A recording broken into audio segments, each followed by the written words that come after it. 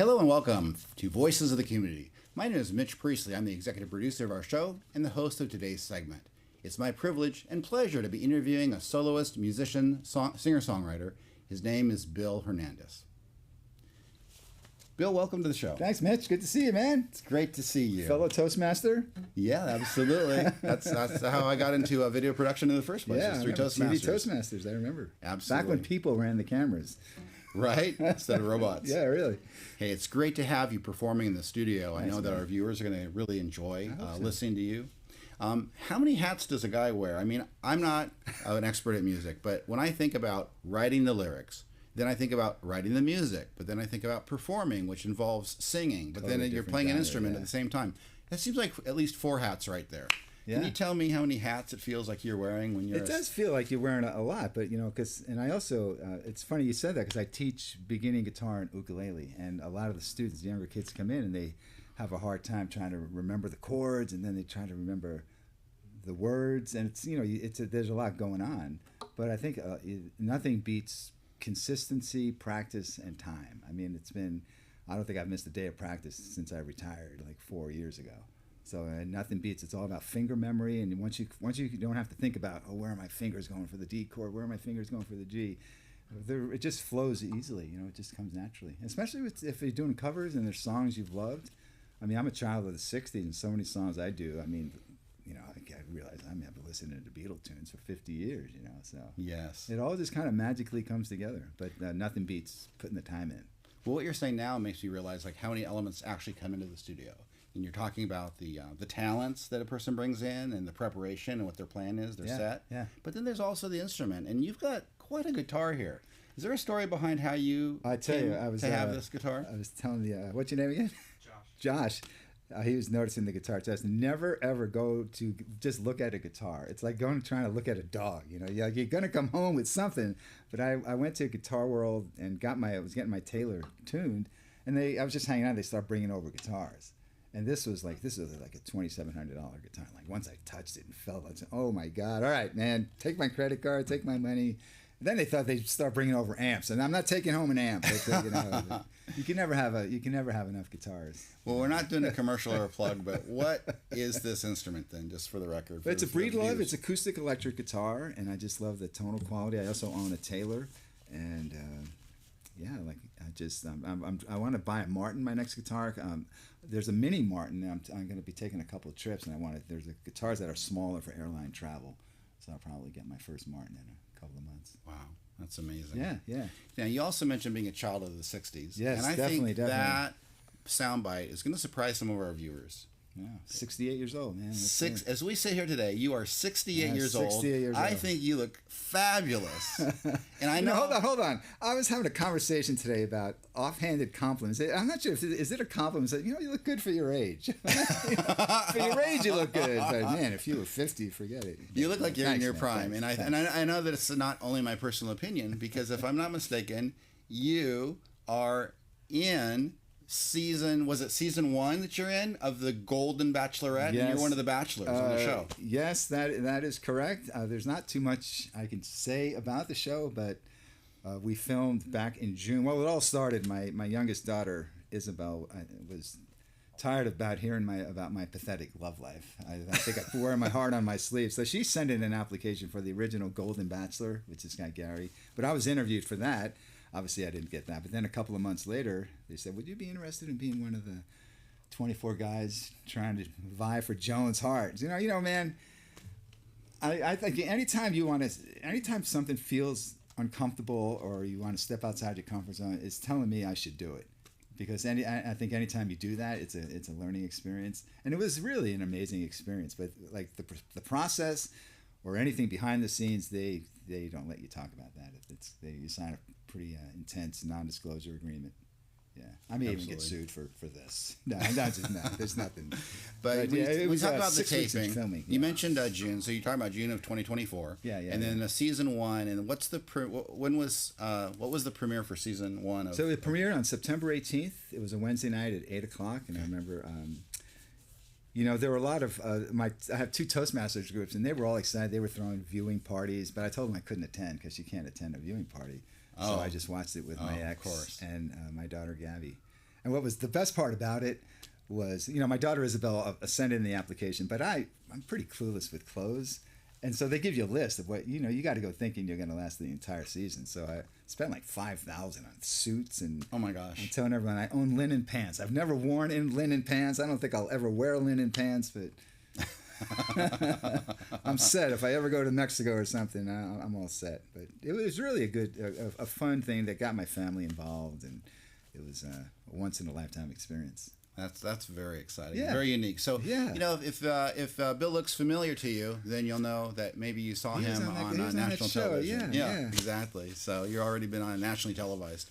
So we've talked about the instrument, we've talked about the musician. Let's kind of transition towards the music, but let's start maybe with a hybrid, which is still involved with you. Like, what's your inspiration? I mean, where does your sound come from? This is original music that you're playing for us. So tell us, who are your inspirations? Man, I have been a huge music fan since growing up. I mean, I was a huge Beatles fan. I mean, when I was 8 years old, I actually owned a Beatles wig. I would talk in a British accent. I said, "Mom, change my name to Paul," and she thought I was crazy. And I've been to the Beatles Museum in Liverpool. My daughter went to school in England. She went to the University of Richmond, and one day we went to Abbey Road. So I got a picture of myself crossing Abbey Road and visiting the studio. So I've always been a huge Beatles fan. I just always have loved music. I mean, just remember albums and 45s and 8-tracks and cassettes. It's just always... Growing up, I grew up in New York, and it was so easy to take the train from Long Island to Madison Square Garden. So it was, going to concerts, and concerts were so cheap back then too. So I've seen so many groups growing up in high school, and the next day I always remember you wear the T-shirt to school the next day, and I'll never forget the biggest reaction was seeing the Moody Blues. You ever like the Moody Blues? I love the Moody Blues. Yeah, absolutely. But now, ticket prices are just so crazy. It's just like I don't know. I just enjoy playing music now, but to play those old songs from the 60s and 70s, you realize, man, just so many teachers, you try to do your own take on it. It's just really a lot of fun. That era was definitely a rock and roll era, dominated there, but there was a lot of variety as well. But when it comes to your own set of music, and you've written, I don't know if it's hundreds of songs, but I know you have. 100 so far, yeah. Wow. But what would you say would be? I mean, do they span genres, or would you say that it fits within a genre? How would you describe it? I'd say most of them are based on, I go based on personal experiences. I started writing when I got divorced 9 years ago, and just used it as therapy. You just kind of have a line in your head and you start strumming, and it just kind of it's really easy for me. I don't know where it comes from, but I tell friends, you have a good divorce. One of the songs I wrote, and it's on one of the pre-recorded songs. It's called "Love's a Game," and I remember my ex was in my kitchen and she's humming that song, and I go, that's our divorce song, right? She goes, yeah, but I love it. So. Interesting. And I think dating. I wrote a song about my dog who passed away, and anything that happens to me, I try to see, wow, can I get a song out of it? That song on a train was just like I was just sitting there and reading them. I was terrified about the thought of dying, and I just said, man, what can I do to kind of ease that fear? So I'm not going to pretend I'm with Jesus, going to heaven, whatever. But, wow. Yeah, there's inspiration everywhere. Everywhere. Yeah, well, speaking of that, and kind of, one of the things I heard you say is you said that a great inspiration for a lot of songs can be the dating apps or the dating process, I should say, really. Yes. But I think you mentioned the dating apps, so wealth of material, as you put it. But specifically, was there a particular song, the Heartbreak song, that was inspired by the dating apps? Yeah, there was a woman, without mentioning names, but she lived in Bainbridge Island, but it was one of these things, it's just, Woody Allen once said relationships are like sharks; they have to be moving at the same speed, or or else they die. And it was just we just weren't on the same page, and long distance relationships are tough anyway. But I'll never forget, based on that song, I was with her. I remember one time I said I loved her, and that nothing is worse than silence after you tell a woman you love her. It's kind of like, I mean, I've had given the woman silence too, but it's just, you just kind of get home from that, whatever happened, you say, oh man, I got to write a song about Not quite on a high at that moment. Right. But some of the best songs come from lows. Yeah. So Counting on Tomorrow, that's the song title. One of your pieces is called Counting on Tomorrow. What's the inspiration or the story, the origin of that song? A couple of years ago, I met a beautiful woman. it was in a Toastmasters club actually, but she was going through a divorce at the time, and you just kind of, that's something I really wanted to get involved with, and it was based on just, I'm thinking about relationships. For them to really work, you just got to be in the same headspace. The same timing has to be right. It just, there's so many magical things that have to happen for a good relationship. But it just was, we were just on different timelines, and it was just right. I'm going to wait until tomorrow until whatever you have to deal with is over. Oh, okay. Yeah. Okay. And I realized too that women love having songs written about them. She loved being my muse. So if you ever, a little too late for that one. Really? What about You Don't Know? Is that another one of your songs? Yeah, You Don't Know. You Don't Know. What's behind that? When I was a kid, I don't know if you remember Eddie Arnold, but he had a song called "You Don't Know Me." He's the same guy from Green Acres, right? I'm not sure if that's the same guy. Was it the same? Yeah, he's an actor and a singer, but yeah. Okay, I didn't know he was a singer. Most people don't know he's a singer. Wow, okay, I learned something. Yeah. But he had a song called "You Take Your Hand in Mine," but the woman has no idea how much he loves her. And I just always liked that concept. I just remember there's been so many times where you just kind of have a crush on a woman, but she may even be taken, but you just never say it, but you kind of you're feeling all this angst about her. Mm-hmm. And I wanted to, it was based on, I love that song so much, and then I just wanted to write my own version of it. Yeah. Inspired by another piece. Interesting. So another song you have, it's called Something's Wrong With Me. Yeah. So where did that come from? I wanted to write a song that I think it's about the high when you do fall in love. It's such a beautiful thing. I'm Latin. I'm always in love with the idea of love, and I didn't want it to. When you think everything's right with you when you're in love. But I just wanted to make a little twist and say, something's wrong with me, but it's a good thing. What's wrong with me is that I'm just madly in love with someone. Oh, and that's all great. That was. I just wanted to have a little play on words with that. That's really cool. Yeah. And what about your song, You Don't Need an Alibi? Yeah, that was another one. Another one of the based on the Eddie Arnold. You Don't Know Me. You must think, Bill, there must be a lot of women who you must love that you don't tell them. But it was just kind of a fun little thing. I wanted to. The bridge, as I mentioned, Tom Petty, Bon Jovi, and Johnny Cash, and the Zombies. I just wanted to play with something with adding a different kind of bridge with any musical artist that I love and songs that I love, and that was kind of the genesis for that. That was kind of like, I always try to see if I can either do something different with a song, or write a happier song, or just always trying to expand my repertoire. The next song I want to bring up is one that you've mentioned already. It's called On a Train. Yeah. And you told us that it helped you to cope with the fear of dying. God, so man. When listeners hear you perform that song, you're going to be listening to those lyrics, and what are they going to hear that's going to give them a clue about how you coped with the fear of dying? And why were you coping with the fear of dying? I was actually reading a book called Imagining Heaven, and it's all about near-death experiences. And everyone that's had a near-death experience has this beautiful vision, like they're lifting up and they see their bodies and they don't want to go back down. They want to I want to go to heaven. But I think it's just I'm just in love with every aspect of life. I have two beautiful daughters. I love good food and reading and playing music, and the thought of not doing that, it's just really freaks me out. So I just wanted to write a song and pretend like Jesus was with me. And it was funny because I wasn't really sure how people react when they hear the word Jesus, because I don't, I'm religious, I'm spiritual, but I'm not sure if people make assumptions, when they hear the word Jesus. But then I remembered, man, when I grew up, Jesus Is Just Alright by the Doobie Brothers was one of my favorite songs, and I never thought about the religious aspect of it. So I said, you know what, screw it, I'm gonna say the word Jesus. If people are offended, that's their issue. But it was just my own personal thing to try to get over that fear of the fear of dying, and thinking that eternity is going to be so much better, man. So as long as I get to breed love in heaven, I'm good. What's that again? As long as I get to breed love in heaven, I'm good. Oh, one of those instruments, yeah, probably so. So that helped you, and that resonated with you. Have you had anybody talk to you about your song, and that resonated with them as well? And since you were sensitive about how they might respond to the lyrics, what kind of feedback have you gotten? It's been really, I remember playing it at an open mic, and there was a woman whose dad had just passed away, and she just came up to me and said the nicest thing. She said, "Oh my God," it really comforted her. And anytime you can affect just one person, I think your music, that you've done your job. That's beautiful. Yeah, it was really kind of a cool that must moment. have really hit home for you. Yeah, it really did. It's rewarding. Yeah, yeah. It's really cool. I remember I wrote a song about this woman I'd met on a dating app, and she lived in India. And we had a great first date, and she told me that she was going back to India the next day. And she said she wanted me to wait for a year for her to come back. And I was like, wait a year? So I wrote a song about it, and I remember playing it, and some guy came up to me, oh, dude, man, I'm going through the same thing with this woman I fell in love with in Germany, and she moved back to Germany. So you just never know, like, what you write. Wow.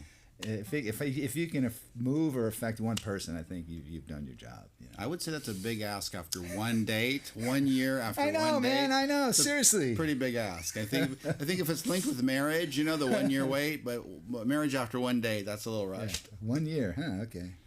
All right. So what about your tune called "A Little Mercy"? Yeah, wow. What is that song about? I actually wrote that. Let's see. I think about 2 years ago. I had a really nasty breakup with a woman that I was madly in love with. My dog died. My dog my divorce 12 years. Yeah, wait. Sounds like this is going country western now. I didn't lose my job, and I didn't have a pickup truck, but and I was also dealing with my basement was flooding, and I was trying to sell my house, and I realized, man, don't ever try to sell your house, go through a breakup, and try to mourn the loss of your dog all at once. But I remember I was having so much. I'd lived in my house for 30 years, and I just recently moved to the Pearl, and I downsized. But that whole process of I needed, like, selling and buying a house for idiots or dummies. I needed that book, but it was such a stressful time. And I remember I couldn't find a place I wanted to live. And I'll never forget one night. I mean, I just got down on my knees. Man, whatever, just please help me with. I just need help, man. I was just going through a lot. And the very next day, I was walking around in the Pearl. I saw that it was an open house, and I went into the lobby. I met this woman, this realtor, Jessie Moore, and we just hit it off. And the next day, she showed me a condo, and that's like where I live now. And it was like, oh my God, I'm not sure if the song helped, but it's just the power, whatever you believe in, whatever kind of spiritual feelings you have. I just think for me the power of prayer really worked. So that moment a woman came into your life, but it was only to sell you the It was condo. only to sell me the house. Yeah. She was cute too, but you ended up with a condo. Another woman. So, if you hear a song called Jesse, you'll know, oh, that's about his realtor. Yeah, you mentioned though you're not joking, are you? No, I'm just kidding. All right. So you mentioned that your divorce 9.5 years ago Yeah, played a role in your career and your songwriting. Without a doubt, man. So would you say that, how would you characterize the difference between your songwriting before the divorce and the songwriting in nearly the decade since your divorce? Wow, at first it was just most of the songs I wrote were about my divorce. And I think it's now I realize that just, I've written songs about my daughters. And one thing I realized, I wrote a song for my oldest daughter, Gabby. And then I wrote a song for my youngest daughter, Isabel. And then Gabby thought Isabel's song was better. So, you can't win. So then I wrote a song. Sibling rivalry, no balance. Yeah, her song's better. But then I wrote a song for both of them, So I've written songs about my kids and just, I look to spiritual songs. I'm just kind of trying to expand, and it's a challenge trying to write other things that, about just trying to write a song about nothing, or write a song that's not about a relationship, or just I want to write a song about what's going on in the world. So it's always a challenge, but I just think it's a blast. It's really a lot of fun. Mm-hmm. And I retired. 4 years. I worked at Nike for 24 years, and I retired 4.5 years ago just to pursue this crazy passion and hobby. And it's really, I'm just having the time of my life. It's very rewarding. It really is, man. I have friends who don't know what they're going to do when they retire. I say, you just find one thing that you're passionate about, and so many doors will open up, and that's what's happened for me. Oh, cool. Yeah. And it's been about 4 years you've been retired. Yeah. After 24 years of Nike, I still I belong to 2 Toastmasters clubs, so I still go to Nike twice a week. Oh yeah. Yeah. The Nike clubs. Yeah. That's great. Well, when you mention songs about your daughters and songs about your spirituality, it's easy for me to understand that those would be pretty G-rated. When you talk about writing a song about divorce, I'd be concerned about explicit lyrics. I mean, even if your ex is a fine person, the process itself is so grueling. Did you find that the songs that you wrote during the divorce and about the divorce were you channeling any kind of resentments or frustrations, or was it just a heartbreak, or what was kind of the theme about it's really divorce genre? It's really a lot of man, when you sing, every time I sing "Love the Game," you kind of feel, you go back, because she initiated the divorce, and I think I read somewhere that 90% of divorces are initiated by women, and it's just I've always been like, why? How is that possible? Are men more complacent in relationships, and they're just okay to just let it be, and women are the ones that just expect more, and but I think it's more when you sing it, it kind of helps you kind of relive those moments and the reasons why. But and I realize now we're just so much better off as friends. But it's so hard. Everyone I know has been through a divorce, and I know too many people actually that they hate their exes, and I've never understood that. It's too common, isn't it? Yeah, it is. But my ex and I are good friends. I really would like to write a song about that. Because it's, we have two beautiful daughters, and there's no reason, we realized, we were married 22 years, and we were just so much better off as friends. But so many people just can't understand that. So your own career, you've been able to focus the last 4 years on music. Yeah, and so I have to imagine that you're able to play more gigs than you were when you were working full time in a corporation. I really am. Like yesterday, I played my buddy Rob and I. We have a duet called The Verbs, and we played a retirement center out in Hillsborough, 150 seniors, and they were just rocking out to all these old songs. And I'm also on the board of directors for a nonprofit called Influence Music Hall. Yes. And we put on, it's based in Hillsborough, and we put on the best open mic in the country. Seriously, we haven't missed a Friday night in 18 years. And what I love about it is that every level of a talent is accepted, and you're encouraged to listen. We usually maybe have 15 to 20 people, but it's a nice intimate setting, and there's no talking, so everyone gets 3 songs of 15 minutes. And I've seen so many people come through their first time playing, and it's just to see them get over that hump where you're in a safe environment, everyone's cheering you on, you can screw up, you can have the music there, you can have the lyrics there. I absolutely love it, man. I remember some 75-year-old guy played banjo first time. His hands were shaking, but he played, and everyone stood up and clapped, and it was really, really cool. Yeah. And influencemusichall.org if you ever want more information on that. Yeah, what is it? Influencemusichall.org. Influencemusichall.org. Yeah. And what about where people can find out more about Bill Hernandez, the musician, or the music that you write and perform? Where would people go for more information? It's kind of funny you said. I was having a conversation with some friends today, and they just Googled my name, and so much of it, because of my appearance on The Golden Bachelorette, there's so much stuff. And there was one website that had all this information, but it's all gleaned on, whatever you post on the internet is I realized it is public knowledge, man. They can just, they had pictures of my daughters and where they went to school. How do they know this? But I have a website. It's BillHernandezMusic.com. And then on Instagram, I'm Bill Hernandez Music. I also have Bill Hernandez for just, regular life type stuff. I had to keep the Golden Bachelorette stuff separate, but I'm not sure about, I don't know, when people post things what they're eating, or just, I can't, my daughters say, Dad, you got to post more about your life. I don't really care what I'm doing. Who cares what I'm doing? But, I'm not sure if you have kids, but, you can't eat before they take 10 pictures of the food, right? So BillHernandezMusic.com, Bill Hernandez Music on Instagram, and just Bill Hernandez on Facebook. Well, that's great. Thank you. I know our viewers are going to be wanting to be eager to hear you and hear you performing on this season of our show, Voices of the Community. Man, I really appreciate the opportunity. Yeah, thanks for being here with us today. Yeah, man, sure. Awesome. All right. Thanks, Bill. Well, and thank you, viewers, for joining us on Voices of the Community. Today we had an interview with Bill Hernandez, who's a singer, songwriter, and performer. And he told us a little about the origin of some of his songs, and also referenced his appearance, without any details, on the nationally televised program, The Golden Bachelorette. So if Bill's a familiar face, that's probably why. But more and more, he's on the music scene here in the local Portland, Oregon area, and we encourage you to listen not only to his performance here on our season, but also on his live performances around town. Thank you for joining us today on Voices of the Community, and we ask you to tune in again next time We'll be back with more local talent. Maybe you could remedy the situation that I see myself in.